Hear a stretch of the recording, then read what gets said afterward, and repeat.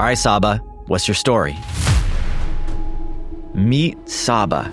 I grew up in the middle of nowhere. I was just always like relatively entrepreneurial, but never had any major direction. The self-made entrepreneur who transformed no money, no validation, no funding into a multi-million-dollar success story. If other people have done it, why are they so special? Why can't we do it? In 2018, with his co-founder Tim, they spotted an opportunity to start an online business. Nothing but pure hustling got the Ember started. It was just brute force. When he and Tim launched their video startup Veed, they bet everything. No money, no validation, no funding, kicked out of your office, your interns quit. This is a journey of persistence and brute force. We had no more money in our bank accounts, not being able to afford the train. So yeah, it was a pretty dark place. Would not go there again. Chasing your own dreams?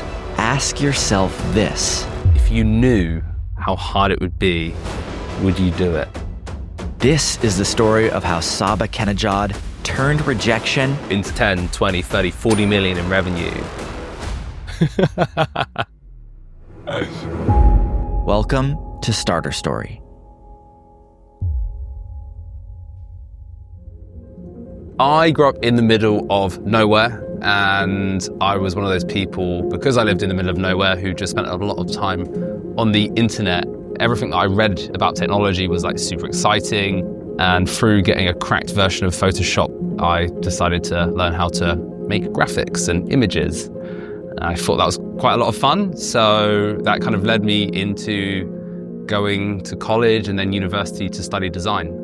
After I graduated from university, I got a job like you're told to. And in my first week at the job, I wanted to quit and actually just do my own thing. I didn't want to be on the treadmill. I didn't want to have a job. I didn't want to have a normal, semi-detached house in the suburbs. I wanted to just like do what I wanted to do. I wanted to own my own time. And I felt like starting the company was probably the only way to actually do that. And then I read in a free newspaper the app Candy Crush made £1 million a day.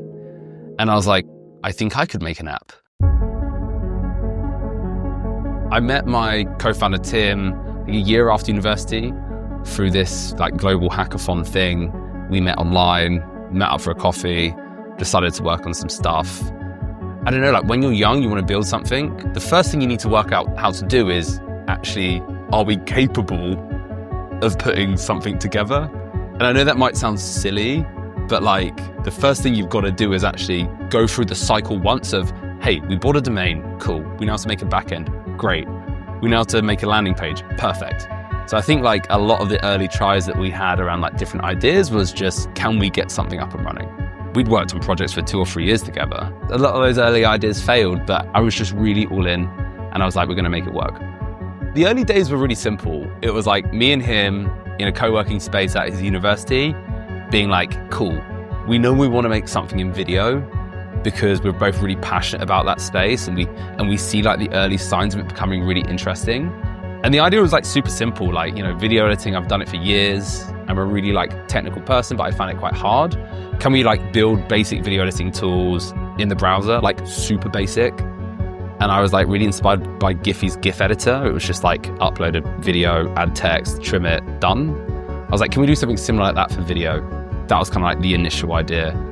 We just thought that if other people have done it, why are they so special? Why can't we do it? And yeah, we went all in. We probably had about enough runway for a year. We literally made like no progress. So I'd normally wake up at 6 in the morning, get on my bike, head to the office at 6:30, get there for about 7. And again, just to let you know how frugal we were, when I say office, I mean co-working space. And when I mean co-working space, I mean me and Tim shared the entry card. And then yeah, we'd do that until 7, 8 at night, go to the gym, cycle on the bike furiously for an hour, come back, work again, and then try and pick up some discount food on the way home because it was late. All the, you can get half price in different places in London. So I'll do that and then go to sleep and do it again. Rinse and repeat. We were using this like crisp chat and I remember emailing them being like, hey guys, we can't afford $100 a month. Can you do less? They're like, yeah, $20 a month, fine. So like everything, we would like nickel and dime every single purchase. to just keep operating expenses as low as possible. We ended up in this like VC's office working, and those VCs then kicked us out of their office. So we were now like officeless. The interns that we hired both quit on the same day, and we were like stuck. We tried to get funding and we got rejected like many times. And we both had crypto, fortunately, and we had to sell it to keep the company going, right? 2 years of no money, no validation, nothing. No funding, kicked out of your office, your interns quit. It felt like it all unraveled. It was like a really tough time. Even like going to see friends for their birthdays, not being able to afford the train, all commuting around the city was on a bike. Lunch every day was like pre-made. I couldn't go out and see friends on Friday because they'd want to go for dinner or go for drinks, and I couldn't afford that. Just totally scraping by. And everyone at the same time is, you know, they're in their late 20s, they're progressing in their careers, they're buying houses. And there's me who's just like emptied my bank account. So we both now have jobs at this point. And that was nice because, you know, finally I can like, you know, do normal things with normal people again and visit my friends and go for dinner. But at the same time, we still, even at that point, took half of our salaries every month religiously, put it back into the company account, and then used that money to hire 2 other engineers who would build for us, who, really helped us build the company today.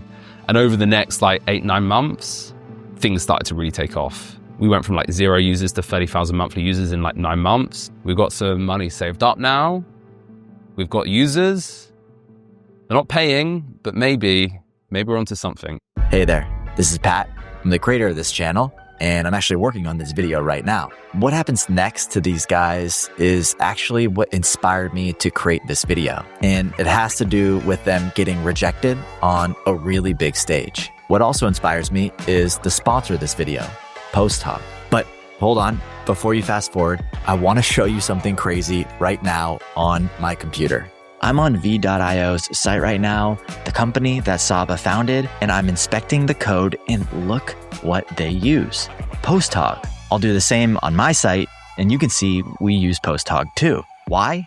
Because it's a great analytics tool that all startups and online businesses should use if they want to grow. I can tell you all about their features, but instead, I'll just jump in and show you how I use it every single day. So this is PostHog. I use the product analytics feature the most, but they also have amazing stuff like web analytics, session replay, A/B testing, and way more. Anytime we launch something new at Starter Story, I go to PostHog and create a new report with the most important data points, study the data, make changes, and then I can see exactly how those changes actually impact the data. I'll pop into this report right here where I can track conversion on our homepage. What's also cool is I can drill down by source, run A/B tests on this, and more. These dashboards fuel our business. I mean, just look at how many different ones I have saved on here. There's just no other tools this powerful in the market. You can set it up with just 1 line of code, and the free plan is super generous.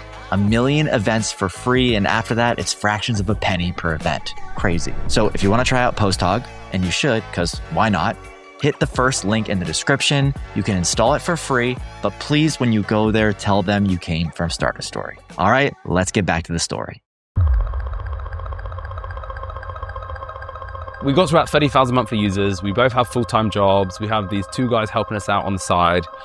And we've saved up enough money at this point that we're like, maybe we should try to apply to Y Combinator, this like famous startup accelerator. We've got good traction at this point, 30,000 monthly users. We've shown we're like super gritty because we've been doing it for 2 years. We've invested all our money in it multiple times over. And we think that maybe this is our like big break. We apply, and to our amazement, we get in to this interview round. And you know, we've been through so much to get to this point. We go into the interview, we come out. The way that Y Combinator works is really simple. If you get in, they give you a call. If you don't get in, they send you an email rejection letter. So that evening, we're like refreshing our phone, waiting for the email. And we think to ourselves, I think we got it. And I looked at this email and it was like, sorry, that first line, it always gets you. The first line, the rejection just gets you. So unfortunately, this batch, you haven't been selected. We're looking at this rejection email that we got, and there's another line that stood out to me, and it says, we don't understand why you haven't charged your users, or something like that. And so we thought to ourselves, why don't we try and implement their feedback over the weekend and then email them on Monday, or basically just go to the Y Combinator office and be like, guys, we saw your feedback, we hear you, we've implemented it, we've actually got paid users, will you reconsider us? Bang on, 9 a.m. Monday morning, we sent them an email like, hey guys, thank you so much for your feedback, we implemented it, we got 20 paid users, would you reconsider? We've got this, we're here for it, like we wanna learn. And we're like, fingers crossed, like maybe, just maybe, we're in for another shot. You know what happened? Yeah, we got another rejection email. And still to this day, I heckle them on Twitter.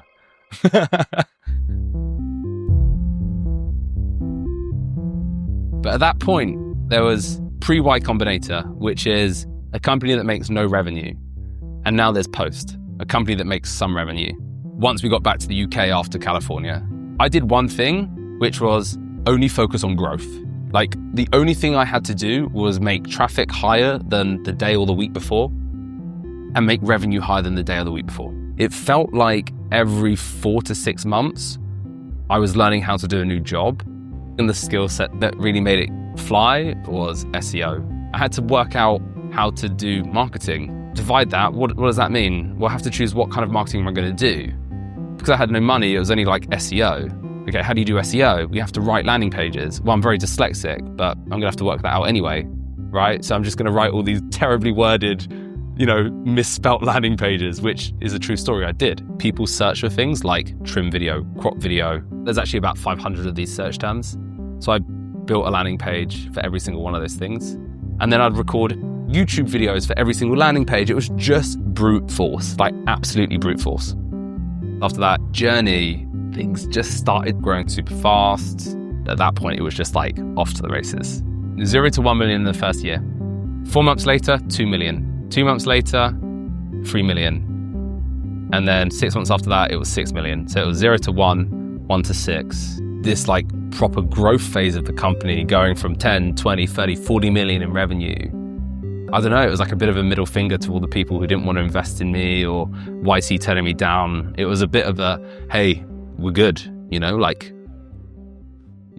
loss. The founding and the starting of the company is definitely like the most interesting part of the journey. And it becomes this like marathon. This is like an endurance sport, right? You're not on the roller coaster anymore. You're in like day-to-day combat. And I feel like at the start, it's more like jumping through hoops, and like trying to work out the next trick and how to get around that corner. And then once it starts going and scaling, it's more like, how can I just keep drumming the beat of the company, and keep things moving and keep growth up. And it's just really hard to run a business, like dealing with people and like directing them and trying to do whatever you can that's like in the best interest of them, but also the company at the same time. Like, it's genuinely really, really challenging. And the bigger you get, the harder it is. And you only feel more and more vulnerable. I do anyway. I'm so paranoid all the time about the company. What we're doing, are we doing the right things? I love it. I absolutely love it. I've got the best job in the world. And I'm so, so fortunate to be able to do it. But yeah, it's just tough. The company could have failed at so many points. It could have failed when the 2 interns quit. It could have failed when we ran out of money. It could have failed when we got kicked out of our office. It could have failed when we didn't get into YC, right? Like, there's so many points where I could have been, or we could have been like, nah, like, it's over. It obviously doesn't work. But every single time, we kept going. And I'm so grateful for all of those learnings. So grateful. Thank you guys for watching. This was really fun to put together. Maybe one day Sabba and Starter Story will be on Netflix. This story particularly hits home for me, and part of the reason why I wanted to create it was because I was rejected from YC 3 times. That also fueled me, and it's cool to see other people build huge multi-million-dollar businesses that were also rejected. So if there's any lesson there, keep building, guys, keep going. I'm gonna put a link in the description if you wanna check out Starter Story Build, which is our new bootcamp where you'll come up with an idea, build it, ship it in 12 days using only AI tools. I think it's really cool. Okay, link is in the description for that. Otherwise, I'll see you guys in the next one. Peace.